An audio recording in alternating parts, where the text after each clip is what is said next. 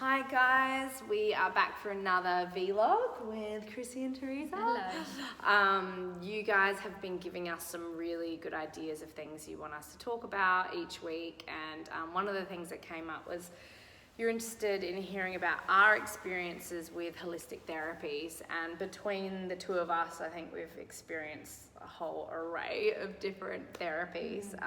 Yeah, my philosophy to that is I don't believe in anything in particular. I'm just open-minded to everything, and I'm willing to try it, give it a go and see what resonates and what works.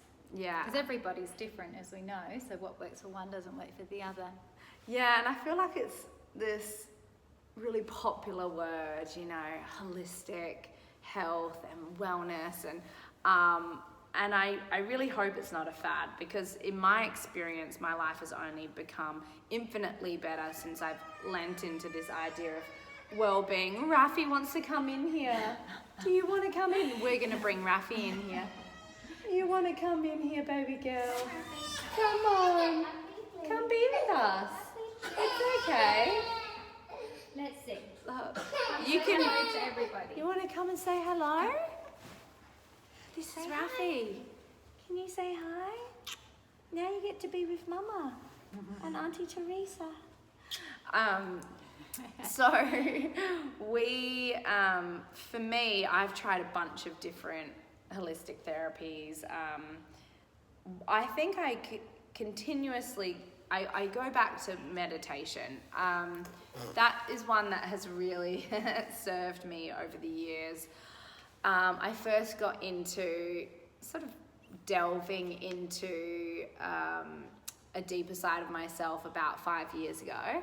I was coming out of a place where I was feeling pretty low. I was in a low vibrational headspace, and I found a group of people who were really interested in meditation, and I actually started doing this one called sensory deprivation meditation, which means it's in the dark and it's pitch black and your eyes can never adjust to the light because there's just no source of light at all.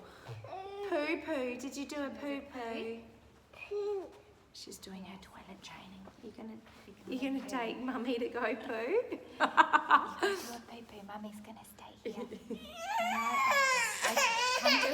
Go do poo poos. Okay. And so I did this meditation where I would go with a friend, and it would be in this really dark room, and there'd be a candle, and the candle would get blown out, and people would start sort of omming and making noise and just sort of being in the space there was about 20 to 30 people in there, and I loved the experience. At first I feel like I was a little bit self-conscious. I didn't want to make much noise. And then after a few weeks I really gave into the experience, and it became quite transformational. Like I really thrived on this experience, and I could just go to a very reflective headspace. And then for some of it, I noticed once I got in a routine of doing this meditation once a week, I would fall asleep for 20 minutes of the meditation.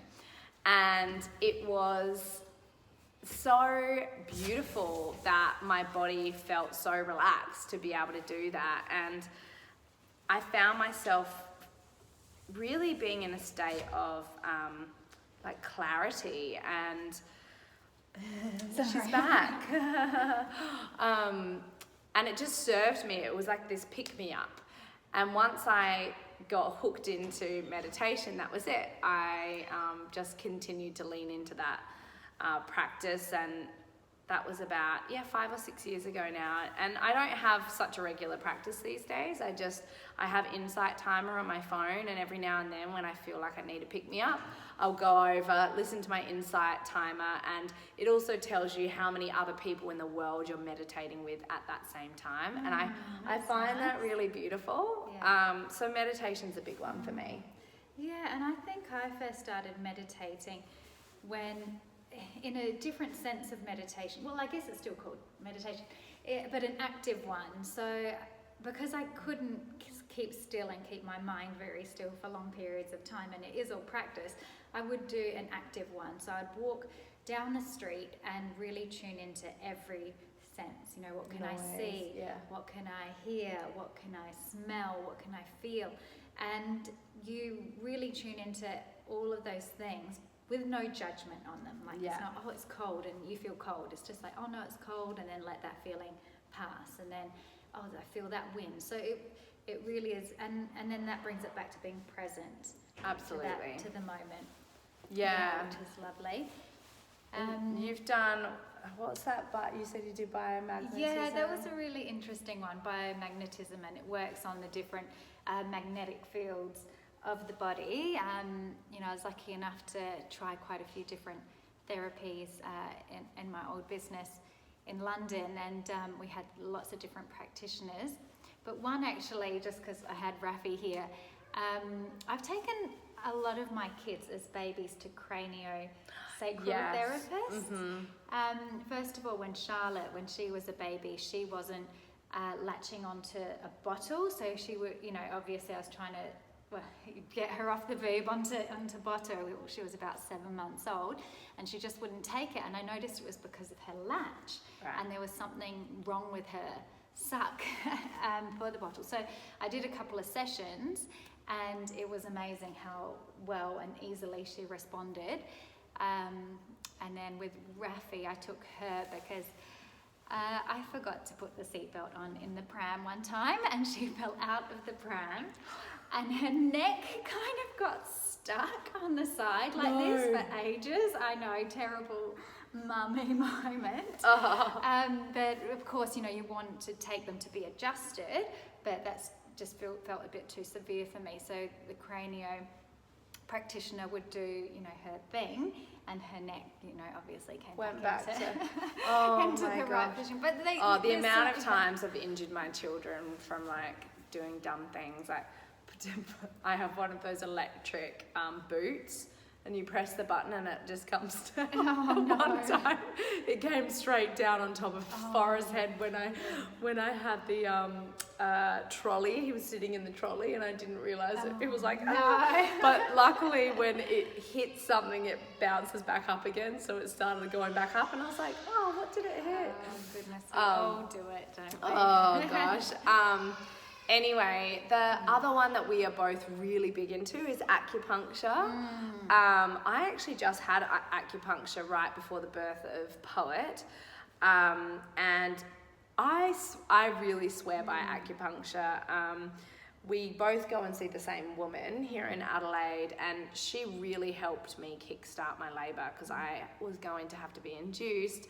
And right after the session, I started contracting, and I don't know what it is about it, but it just works. It's amazing. It's like you've got this symptom, they put in the needle in a very specific spot. That spot, and it works immediately. It can be for anything, headache. It can be for aches and pains. Or I initially turned to it when I was trying to conceive. It took me a few years to be able to conceive children, and so I worked with an acupuncturist and also took their medicinal Chinese herbs. Which you love. I love a lot of Chinese medicine. You know, so many different aspects of the Chinese medicine, as well as, you know, Ayurvedic as well. You know, all these really ancient traditions. There's definitely something in them. Yeah. I actually use acupuncture to bring back my period. I didn't have a period for about 3 years when I was in my early 20s and much too skinny. And the acupuncture was a thing that just rebalanced my hormones again, and then I ended up getting my period and was able to conceive a few years after that, which was really fantastic. We both love massage, yoga. I'm a huge fan of anything that's mind and body and soul together. And yoga is such a great thing because it can be very physically challenging. Especially, I love doing yin yoga, which means you're in the position and you're holding it for a prolonged period of time, and then it becomes uncomfortable. It can, because your body's fighting you, but also it's your mind, and like having to stay in a certain mind frame during your practice is really important. And it's just it's really good for you. It's good to be able to face the little mind committee, which is telling you, stop, this sucks, like change it, let's get out of it. But to overcome it and say, actually, you're okay, you're doing great, this is good for your body, and moving through it. And I used actually a lot of my practice in my labour with Poet, which was really lovely. I don't think we've talked about it before, but I'm about to share it for the first time. James, my husband, and I do a lot of EFT, which is emotional freedom technique, where you actually tap parts of your body that do relate to the acupressure, similar to the acupuncture system, and that's what we use to manifest, what we want in our lives. So, and we do it on our children as well, actually, so a lot of the time when they're sleeping, to perhaps help with some sort of ailment. But it's been transformative for our lives. Really? Yeah. And how did you learn exactly when to tap? Yeah, with a practitioner. Yeah. There's a lot of guidance online, but it is best to learn, have a few sessions with someone that knows first and know the type of words and to use. And then once you got it, you can, I love my beach walks, and I'll be down, walking down the beach doing my different tapping points. And you can do it anywhere, and it just changes, like lifts your vibration and just gets you out of any, funky headspace. Yeah. Oh, okay, I'm gonna be trying that. Yes, I'll show you. Yeah, amazing. So I think that's probably the ones that we have. Oh, well, Reiki as well. I have to say, I definitely love Reiki. I discovered that when my mum was dealing with some mental health issues when I was younger. I remember seeing my mum have someone do Reiki on her body, and I was like, what is that? And then years later, I had a friend of mine, Sabrina, did Reiki on me, and it felt incredible. And maybe it was the placebo effect, but I really felt re-energized. And they don't touch your body. It's just it's all about moving energy and feeling where you have blockages. And she said I had such a blockage in my stomach, which is linked to emotions. And I was navigating through a really emotional time with an ex-partner, and I did find it incredible that she was Charlotte's being a bit rough with the cat. It's all right. And I did find that I felt very lifted after the session, and it was interesting that she could pick up on some of the things that I was navigating without me even explaining what I was going through. So I really loved that, and Mark and I have often gone and done Reiki together, and we'll do like a 1-2 session of Reiki and then a massage, and then we feel very rejuvenated afterwards. I love it. I mean, there's so many different types, and none of them are right or wrong. Yeah. It's just seeing, what works and resonates with you. Yeah, and it's nice to be open to them Definitely, too. yeah. Yeah, I feel like I probably passed judgment on holistic therapies years earlier when I was probably in my 20s. I was like, oh, what is that? But now that I've experienced it, I really enjoy it, and there's definitely a place for holistic therapies in my life. And yeah. Better sign off before Charlotte injures the cat. The cat. Oh God, those cats are so resilient. All right, guys, lots of love from us. Mwah. Mwah.